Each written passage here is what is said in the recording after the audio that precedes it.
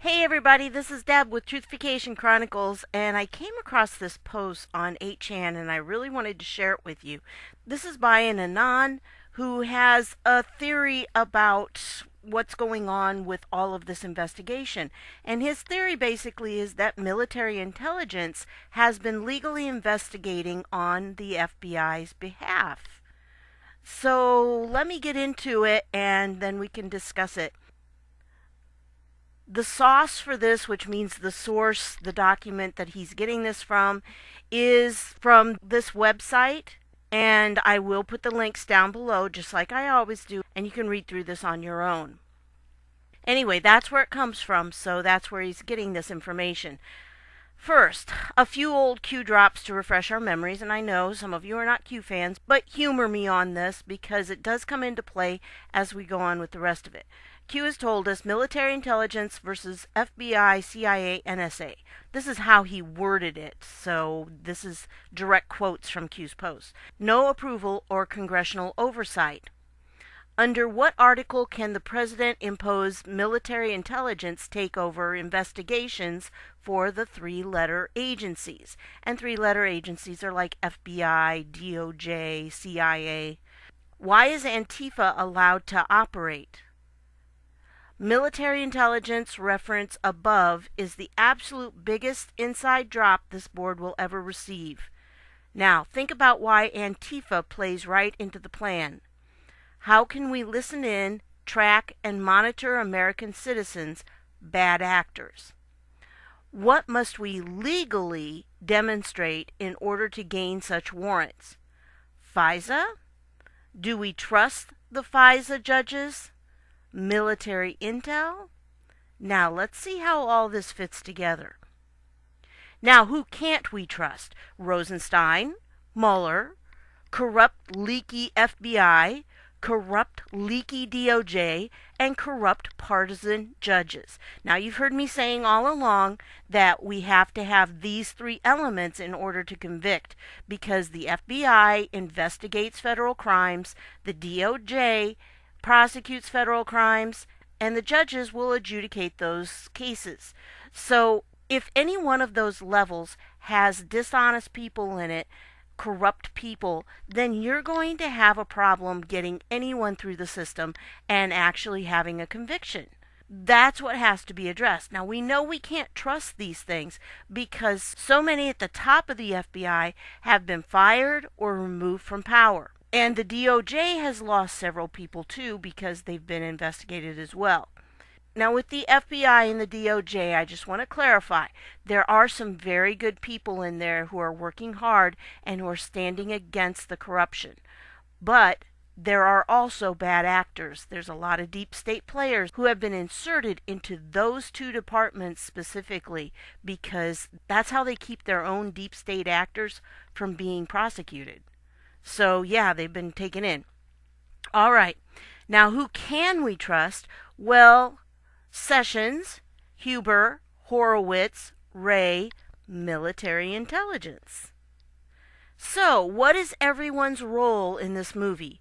Rosenstein, other than appointing and protecting Mueller, his job was to implement any policies in the DOJ that Mueller requests. Mueller, other than, quote, getting POTUS and Associates, unquote, his job is to protect evidence that hurts deep state traitors. This is accomplished by requesting from Rosenstein that certain evidence that would hurt deep state not be permitted to be shared with or pursued by DOJ FBI officials because it would obstruct my investigation. Now, the MUH, is what they use for my, and it's said with not a lot of respect when they use it, okay? Sessions empower Horowitz to do genuine investigations of corrupt DOJ officials, except as limited by Mueller's requests. Fire any official Horowitz recommends. Let Wray do his thing. Act innocent and helpless. Okay? This is interesting, I think. Horowitz finds solid evidence necessary to fire corrupt FBI, DOJ officials. Pass all evidence he finds of FBI, DOJ malfeasance along to Huber for eventual prosecution. So what he's suggesting here with this, Inspector General Horowitz has been investigating people, but a lot of who he's investigating are the corrupt FBI and DOJ. Then he passes that on to Huber, and Huber will be working on prosecutions of those people. Now Wray, who is currently the director of the FBI, be the legal FBI anchor for military intelligence investigations. Now hang with me on this because he explains it down below in his next post. Military intelligence do all of the investigative heavy lifting, massive resources and capabilities, 100% trustworthy, leak-proof. Huber, once investigations, both Horowitz and FBI military intel, are completed, he convenes grand juries, indicts in jurisdictions with favorable judges, and oversees prosecution of all cases that would be tried in civilian courts. Tribunals will be saved for the traitors and the cases where evidence had to be collected in dubious ways. Whitaker, and he spells Whitaker wrong when he uses it, so it doesn't have that C in there, Whitaker, take over oversight of Mueller investigation so that he could nullify Mueller's Rosenstein's requests that certain evidence against the deep state isn't shared or pursued by the DOJ. Okay, now we're going to skip down just a few posts that are in between. And by the way, this is a very interesting article here that I might do tomorrow because Politico had this about the Supreme Court. John Roberts has a filing there that was really interesting and a deadline that went with it. But anyway, let's go on to this one. The story. Our Justice Department, FBI, is corrupt and cannot be trusted to fairly investigate, prosecute the traitors, let alone themselves. Okay, I think everybody pretty much agrees with that, right? That asking the FBI to investigate itself or asking the DOJ to investigate itself, not a good idea because there are so many deep state players there. Horowitz and Sessions have been cleaning the place up a bit, but the Mueller-Rosenstein team is really the last remaining vestige of corruption that is difficult to remove without rioting in the streets. Mueller and Rosenstein have effectively crippled the DOJ and FBI from pursuing the traitors. So, FBI Director Wray took a better route, using military intelligence to conduct the investigations. Now, again, this comes from that document that I showed you. Okay, this information is in there that this is what they actually can do. Military intelligence largely doesn't play a role in investigating U.S. persons. However, they legally can collect, produce, and disseminate intelligence on a U.S. person on U.S. soil under the following circumstances. Number one, it involves a, quote, domestic disturbance, unquote. Why is Antifa allowed to operate? Ever wondered that? Why don't they just crack down on them? Well, anyone with even a remote connection to Antifa can be scooped up in this category. And that actually will pull in quite a few people. Number two, the intelligence relates to the activities of foreign powers, organizations, persons, or their agents. So if the intelligence has any relation to anything foreign, military intelligence is clear to collect on a U.S. person domestically. Interesting, huh? Number three, in the absence of any foreign involvement, they may collect on U.S. persons domestically only in coordination with the Federal Bureau of Investigation, which has primary responsibility for intelligence collection within the United States. In short, military intelligence can investigate U.S. persons domestically as long as it involves a disturbance, involves a foreigner, or the FBI signs off on it. Trust Wray. Easy peasy from a legal standpoint. So, MI, military intelligence, has been doing all the investigative work with Wray's blessing. Once MI was largely completed with their investigations, Sessions resigned so that Whitaker, and again he misspells Whitaker, could take over Mueller's oversight. Upon taking over Mueller for Rosenstein, Whitaker ripped up the directions for FBI DOJ not to pursue certain lines of evidence, the Clinton Foundation, etc. Therefore, military intelligence could feed their evidence back into the FBI, which could hand it over to Huber. What happens next? Well, number one, Mueller finally issues his report. Number two, POTUS declasses the FISA and all those documents that are going with it, because there's like text messages and memos that go along with it too, to show everyone the Mueller investigation was a scam. Number three, Huber begins indictments in friendly jurisdictions, because remember, POTUS doesn't have all of his judges in place yet. So there are still a lot out there using evidence gathered by military intelligence and handed to him by FBI.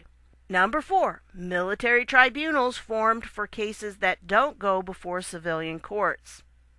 Number five, POTUS nominates persons to all the vacated positions, and they get immediately confirmed by the Senate 53-47. Number six, the Democratic Party is destroyed irreparably. Now you know the plan. Let me know if you find any holes in the theory, but it is legally sound, matches Q's drops, and explains why nobody has reported being interviewed by Huber. See, that is something that puzzled me. And to some degree I understood it, because they really don't have to have quite as much proof to take it before the grand jury and to prove it to the grand jury. A grand jury's indictment does not mean that person is definitely guilty. It just means that there's probable cause to believe that that person did commit that crime. So the burden of proof is not quite as high for a grand jury, and the grand jury rules by majority vote. When you have it in a regular civilian criminal court, then they have to have a unanimous jury, and it has to be proven beyond a reasonable doubt. Anyway, this kind of is an explanation, I think. What if Huber has been investigating people, but right now he's mostly investigating those people who are dirty inside the FBI and DOJ. And that's what he's been prosecuting in front of grand juries. And then the people who are going to be tried for treason will be tried in military courts. And that information has been gathered by military intelligence. That makes perfect sense to me, because people are saying that, well, Huber's not doing all that much. I don't know. It's still very possible, I think, that since they are sealed indictments and the proceedings are sealed, that possibly the people that he's interviewing are sealed as well. But that doesn't necessarily mean that it isn't true. It could very well be this way, and that military intelligence is really doing this on behalf of the FBI, because the FBI is so corrupt they can't investigate themselves. So this actually makes sense, and I didn't know that legally this is, according to this document, I didn't know that legally this is something that the FBI could enlist the aid of military intelligence to do this for them. So this is interesting. This puts a new light on things, in my opinion, and I thought it was something that I should bring to your attention. Again, when you're reading posts from Anons, remember that it's their opinion, but this guy bases it on this document right here, and I think this is something that we need to take very seriously, because if they are doing the investigation, which is a distinct possibility, because Ray could easily task them to do that, especially in our current situation, when we know so many of the FBI are dirty, it's already been proven because of so many being fired or removed. So I don't know. That's what this guy has to say. That's his opinion. Some of the Anons joined in, and they seem to think that was logical and that it made a lot of sense. So I think it makes a lot of sense too. And again, this document right here supports all that. So seems to me like it would be legally feasible. Maybe that's what's been going on. So we'll just have to wait and see, I guess, and I don't know what's going to happen. But remember, the executive order that updated the courts martial manual takes effect on January 1st. So what will we see after that? Who knows? I don't know. It's all up in the air right now. Nobody really knows anything solid. We're making the best guesses. I try to base my guesses on facts. And when that Anon referenced this document, It really opened up my eyes because, again, I didn't know they could do that. But yes, they can. And it talks about it here that they definitely can. I know that there's some very strong specifications about what they can do in collecting evidence about U.S. citizens because of our Fourth Amendment rights. But this seems like this could definitely be something they could do. There's no real oversight from Congress. So if they're investigating people in Congress who are guilty of these crimes, that would make sense too. That you don't want somebody who's under the oversight of Congress to be doing the investigations if they're investigating the people who have oversight over them. I hope that made sense. But anyway, so that's what this is. You can read through this at your leisure. I'll put it down below. Always the links are for you so you can read them, share them, let other people know about these things. And as for this Anon, I think he probably is right. I think that's probably what's going on. Now, I'm not saying 100% for sure. Remember, you have to look at things like this, and it's his opinion. So, is his opinion accurate? It makes sense to me. So, I'm presenting it to you, letting you sift through the information yourself. Here's all the documentation. You can look at it and read it on your own. So, I want to thank you for stopping by, and I'll see y'all later.